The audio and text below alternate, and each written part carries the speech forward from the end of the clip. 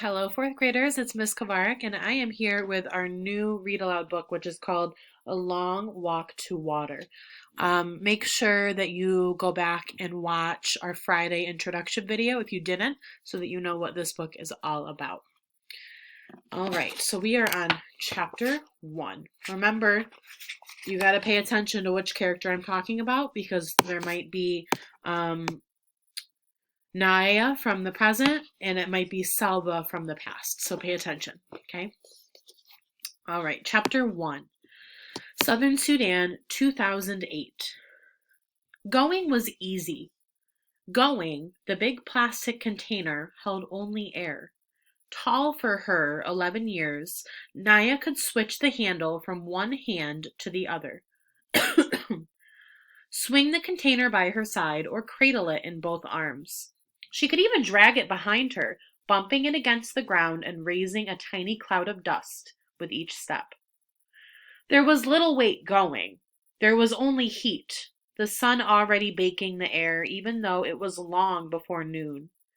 It would take her half the morning if she didn't stop on the way. Heat, time, and thorns. 1985. Salva sat cross-legged on the bench. He kept his head turned toward the front, hands folded, back perfectly straight. Everything about him was paying attention to the teacher. Everything except his eyes and his mind. His eyes kept flicking toward the window, through which he could see the road home. Just a little while longer, a few more minutes, and he would be walking on that road. The teacher droned on with the lesson about the Arabic language.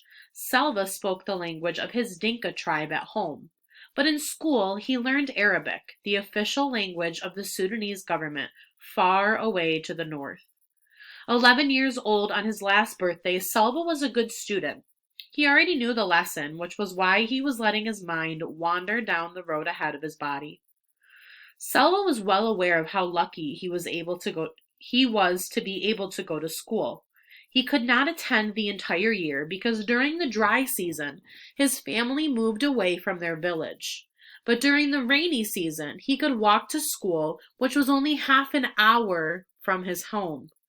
Salva's father was a successful man. He owned many head of cattle and worked as their villagers' judge, an honored, respected position. Salva had 3 brothers and 2 sisters. As each boy reached the age of about 10 years, he was sent off to school. Salva's older brothers, Eric and Ring, had gone to school before him. Last year it had been Salva's turn. His 2 sisters, Akit and Agnath, did not go to school. Like the other girls in the village, they stayed home and learned from their mother how to keep house. Most of the time, Salva was glad to be able to go to school, but some days he wished he were still back at home, herding cattle. He and his brothers, along with the sons of his father's other wives, would walk with the herds to the water holes, where there was good grazing. Their responsibilities depended on how old they were. Salva's younger brother, Cole, was taking care of just one cow. Like his brothers before him, he would be in charge of more cows every year. Before Salva had begun going to school, he had helped look after the entire herd, and his younger brother as well. The boys had to keep an eye on the cows, but the cows did not really need much care. That left plenty of time to play. Salva and the other boys made cows out of clay. The more cows you made, the richer you were, but they had to be fine, healthy animals. It took time to make a lump of clay look like a good cow. The boys would challenge each other to see who could make the most and best cows. Other times they would practice with their bows and arrows, shooting at small animals or birds. They weren't very good at this yet, but once in a while they got lucky. Those were the best days. When one of them managed to kill a ground squirrel or a rabbit, a guinea hen, or a grouse, the boys' aimless play halted and there was suddenly a lot of work to do. Some of them gathered wood to build a fire. Others helped clean and dress the animal. Then they roasted it on the fire. None of this took place quietly.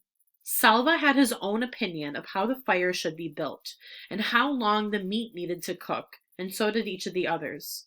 The fire needs to be bigger. It won't last long enough. We need more wood. No, it's big enough already. Quick, turn it over before it's ruined. The juices dripped and sizzled. A delicious smell filled the air. Finally, they could not wait 1 second longer.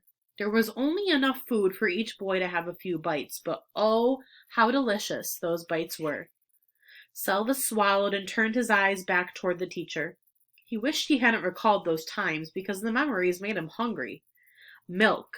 When he got home, he would have a fresh bowl of milk, which would keep his belly full until suppertime.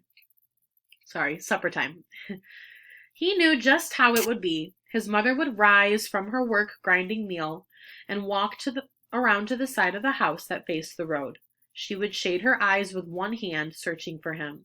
From far off, he would see her bright orange headscarf, and he would raise his arm in greeting. By the time he reached the house, she would have gone inside to get his bowl of milk ready for him.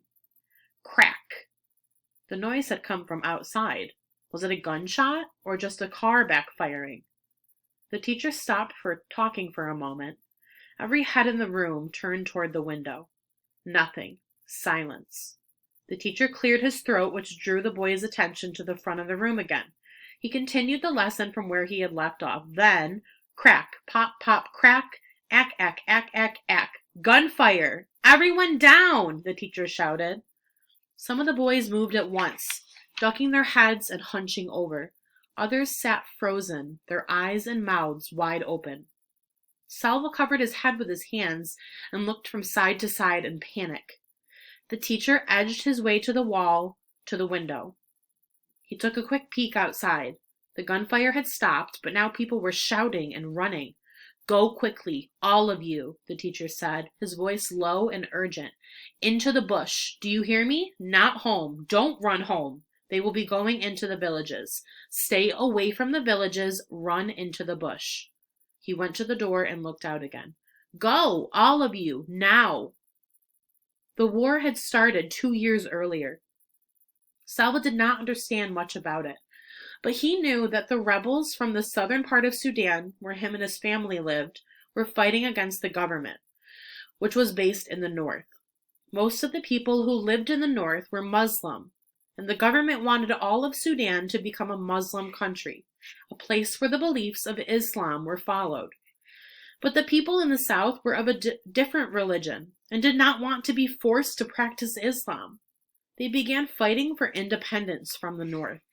The fighting was scattered all around southern Sudan, and now the war had come to where Salva lived. The boys scrambled to their feet. Some of them were crying. The teacher began hurrying the students out the door. Salva was near the end of the line. He felt his heart beating so fast that its pulse pounded in his throat and his ears. He wanted to shout, I need to go home, I must go home. But the words were blocked by the wild thumping in his throat. When he got to the door, he looked out. Everyone was running. Men, children, women carrying babies. The air was full of dust that had been kicked up by all those running feet. Some of the men were shouting and waving guns. Salva saw all this with one glance. Then he was running too, running as hard as he could into the bush, away from home. All right. It was an intense first chapter. So I want to know, if you were Salva, would you have listened to your teacher and ran into the bush away from home? Or would you have ignored your teacher's directions and ran home even though there might be some danger there? I hope you guys have a wonderful night, and I hope you were interested in our first chapter. I think this is going to be an interesting book to read. It's my first time reading it too, so I'm glad we get to experience it together. I will see you tomorrow. Have a great night, and bye.